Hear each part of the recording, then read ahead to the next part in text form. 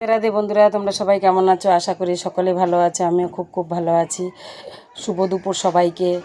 তো বন্ধুরা, আমি অলরেডি রোজকার মতন দুপুরবেলা চলে এসেছি দুপুরবেলার রেসিপি বানানোর জন্য।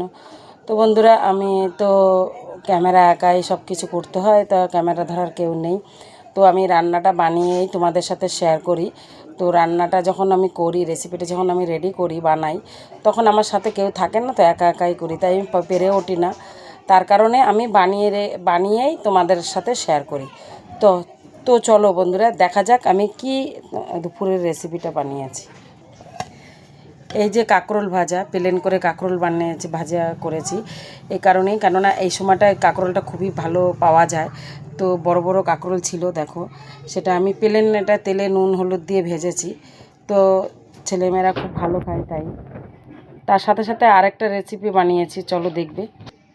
এইটা হচ্ছে গিয়ে ভোলা মাছের ঝাল, পোয়া ভোলা মাছ। সেই ঝালটা করেছি, তোমার পেঁয়াজ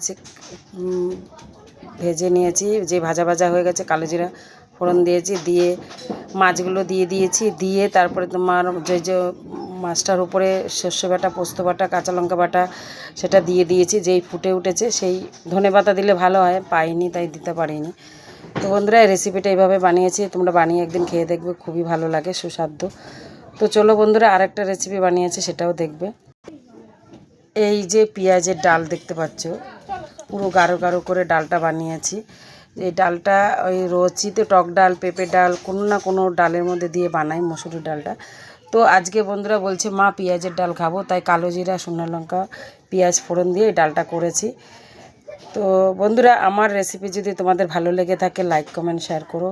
টাটা বাই, সকলে ভালো থেকো।